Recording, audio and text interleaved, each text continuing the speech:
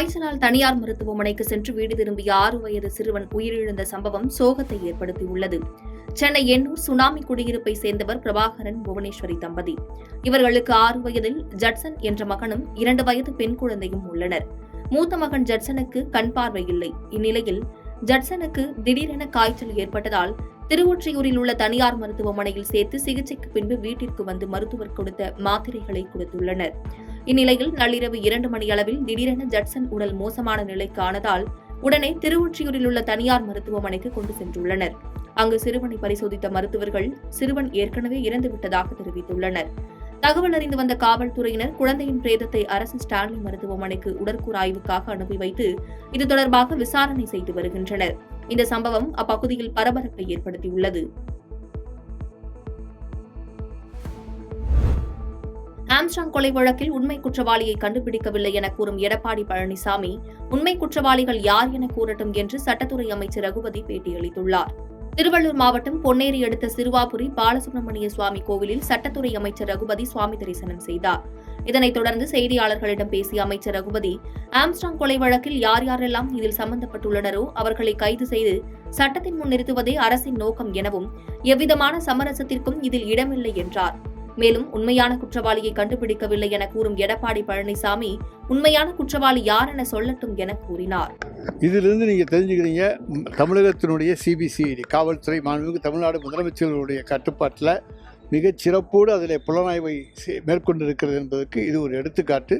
எனவே யார் யாரெல்லாம் இதில் சம்பந்தப்பட்டிருக்கிறார்களோ அவர்களையெல்லாம் கைது செய்து சட்டத்தின் முன்னாலே கொண்டு வந்து நிறுத்துவது தான் அரசினுடைய நோக்கமாகும். எனவே இதில் எந்த விதமான சமரசத்துக்கும் இடமில்லை. பல்வேறு கட்சிகளை சேர்ந்த நிறைய பேர் இதில் கைது செய்யப்பட்டிருக்காங்க. அதுக்கு நாங்கள் தெரியபடி யார் யார் சதிச்செயலில் ஈடுபட்டார்கள் என்று எங்களுக்கு தகவல் கிடைக்கிறதோ புலனாய்வின் அடிப்படையிலே கைது செய்யப்படுகிறார்கள். நீதிமன்றம் தான் அதற்கு பிறகு அதில் முடிவு சொல்ல வேண்டும். அந்த உண்மையான குற்றவாளி அவருக்கு தெரிஞ்சால் சொல்லட்டும். ஏன்னா உண்மையான குற்றவாளியை கண்டுபிடிக்கலன்னு எடப்பாடி பழனிசாமி சொன்னால் அப்போ அவருக்கு ஏதோ தெரிஞ்சிருக்குன்னு அர்த்தம். அவர் சொல்லட்டும். ஓமலூர் அருகே பைக் ரேஸ் நடத்திய வாலிபர்களை தட்டி கேட்டதால் தறி தொழிலாளியின் வீடு மற்றும் காரை அடித்து நொறுக்கிய 5 பேர் கொண்ட கும்பலை காவல்துறையினர் தேடி வருகின்றனர். சேலம் மாவட்டம் ஓமலூர் அருகே தாசநாயக்கன்பட்டி கிராமம் சரஸ்வதி நகரை சேர்ந்தவர் முருகன். இவர் வீட்டிலேயே நெசவு தொழில் செய்து வருகிறார். இவருக்கு விஜயா என்ற மனைவியும் 2 குழந்தைகளும் உள்ளனர். இந்த நிலையில் கடந்த 2 நாட்களுக்கு முன்பு பாரதி நகரை சேர்ந்த வாலிபர்கள் சிலர் பைக் ரேஸ் நடத்தியுள்ளனர். அப்போது அங்கு சாலையில் குழந்தைகள் விளையாடி உள்ளனர். இதை பார்த்த முருகன், சாலையில் எதற்காக பைக் ரேஸ் நடத்துகிறீர்கள் என வாலிபர்களை தட்டி கேட்டுள்ளார். அப்போது பாரதி நகரை சேர்ந்த அந்த வாலிபர்கள் முருகனை மிரட்டியுள்ளனர். இந்த நிலையில் அதிகாலை 1 மணி அளவில் முருகன் வீட்டிற்கு சென்ற 5 பேர் கொண்ட கும்பல் முருகன் வீட்டுக்கு வெளியே இருந்த காரை அடித்து நொறுக்கியுள்ளனர். இதில் காரின் 2 பக்க கண்ணாடிகளும் உடைந்து சேதமடைந்தது. தொடர்ந்து வீட்டு கண்ணாடியை கற்களை வீசி அடித்து உடைத்து நொறுக்கியுள்ளனர். இதனால் அந்த பகுதி மக்கள் பெரும் அச்சமடைந்துள்ளனர். கிராம மக்களை அச்சுறுத்தி வரும் பைக் ரேஸ் கும்பலை கைது செய்து கடுமையான நடவடிக்கை எடுக்க வேண்டும் என கிராம மக்கள் ஓமலூர் போலீசாருக்கு கோரிக்கை விடுத்துள்ளனர்.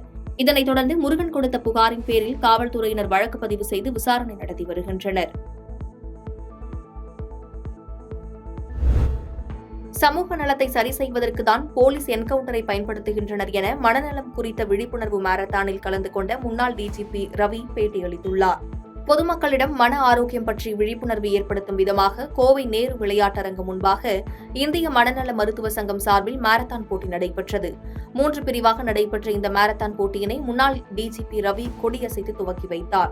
இதில் சிறுவர்கள் முதல் பெரியவர்கள் வரை சுமார் 100க்கும் மேற்பட்டோர் கலந்து கொண்டு ஓடினர். இதனைத் தொடர்ந்து செய்தியாளர்களிடம் பேசிய முன்னாள் டிஜிபி ரவி, காவல்துறையின் நடவடிக்கையால் தமிழகத்தை பொறுத்தவரை போதைப் பழக்கம் இப்போது குறைந்து கொண்டு வருவதாகவும், வெளிமாநிலங்களில் இருந்து வரும் போதைப் பொருட்களை கட்டுப்படுத்த அரசு அதிகாரிகள் நடவடிக்கை மேற்கொண்டு வருவதாகவும் தெரிவித்தார்.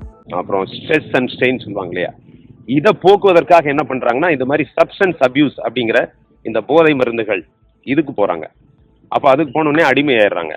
அவங்களுக்கு இந்த மாதிரி பிசிக்கல் எக்ஸசைஸ், இந்த மாரத்தான் இதெல்லாம் போறப்ப அந்த மென்டல் ஹெல்த்தும் இம்ப்ரூவ் ஆகும். அது மட்டும் இல்லை, இந்த மென்டல் ஹெல்த்துக்கு இப்போ ட்ரக் அபியூஸ் பண்ற அந்த இளைஞர்கள் அவங்க மனநல மருத்துவர்கிட்ட ஆலோசனை கேட்கறப்போ அந்த கவுன்சிலிங் அப்படின்னு சொல்லுவாங்க, அந்த கவுன்சிலிங் அவங்க கொடுக்கறப்ப அதை ஃபாலோ பண்ணிட்டு அந்த ஒரு ட்ரீட்மெண்ட் எடுத்துக்கிட்டே இருந்தாங்கன்னா அந்த பழக்கத்திலிருந்து வெளிவர முடியும். அப்படி வெளிவர்றப்போ இளைஞர்கள் உடற்பயிற்சியில் ஈடுபடுத்தி, மனநல பயிற்சியில் ஈடுபடுத்தி, physical health, mental health, social health இந்த 3 இருந்துச்சுன்னு சொன்னா ஒரு ஆரோக்கியமான ஒரு சமூகம் ஒரு ஹெல்தி சொசைட்டியா மாறும் அப்படிங்கறதுதான் இதனுடைய நோக்கம்.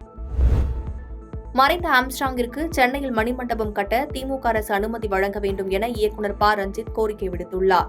பகுஜன் சமாஜ் கட்சியின் மாநில தலைவர் ஆம்ஸ்ட்ராங் வெட்டி படுகொலை செய்யப்பட்டதை கண்டித்து படுகொலை செய்த உண்மையான குற்றவாளிகளை கைது செய்ய வேண்டும் எனவும் தலித் அரசியல் தலைவர்களின் பாதுகாப்பை உறுதி செய்ய வேண்டும் என நீலம் பண்பாட்டு மையம் சார்பாக பேரணி நடத்தப்பட்டது.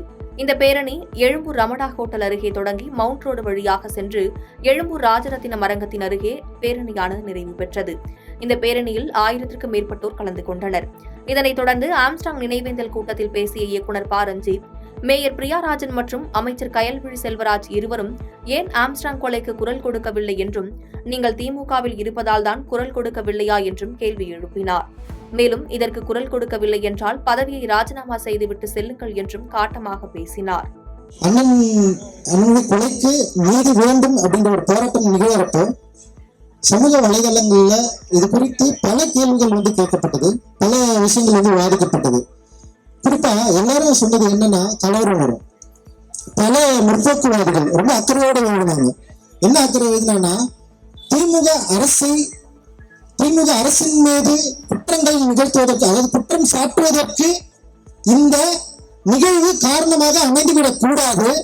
இந்த நிகழ்வில் கலவரத்தை உண்டு பண்ணுவதற்கு வாய்ப்பு இருக்கிறது. ஆனால் கலவரம் வரும். இந்த நிகழ்வில் கலவரம் வரும், ஆனால் எச்சரிக்கையா இருங்கள். இதெல்லாம் எழுதணும்னு எனக்கு தெரியல. இந்த கலவரம் வரும் அப்படின்ற எச்சரிக்கை உணர்வு இந்த நிகழ்வுல யாரும் போய் கலந்துக்க கூடாது அப்படின்ற ஒரு எண்ணத்தில் எழுதப்பட்டதா அப்படின்ற ஒரு கேள்வி நமக்கு ரொம்ப ஈஸியாவே வந்தது ஆக்சுவலி. ஸோ அப்படி இருக்கிறப்பதான் நம்ம இந்த நிகழ்வை நடத்துறப்போ நிச்சயமா ஒரு பெரிய ஒரு அணித்திறன் நிகழணும். அப்படி வந்தாதான் இங்க இருக்கிற ஆட்சி, இங்க இருக்கிற ஆட்சியாளர்கள், இங்க இருக்கிற நிர்வாகிகள், இங்க இருக்கிற காவல்துறை எல்லாருமே இந்த மக்களுக்கான தேவையை அண்ணன் ஆம்ஸ்ட்ராங்குடைய படுகொலைக்கு சரியான நீதியை பெற்றும் தருவதை இந்த மக்கள் ஓய மாட்டார்கள் அப்படின்ற பயம் அவங்களுக்கு வரணும் அப்படின்றதுதான் நம்மளுடைய முக்கியமான கருத்து. பாதகம் செய்பவரை கண்டால் நாம் பயங்கொள்ளலாகாது பாப்பா, மோதி மிதித்து விடு பாப்பா, அவர் முகத்தில் உமிழ்ந்து விடு பாப்பா. அண்மை செய்திகளை உடனுக்குடன் தெரிந்து கொள்ள இணைந்திருங்கள் இயம்நாடு தொலைக்காட்சியுடன்.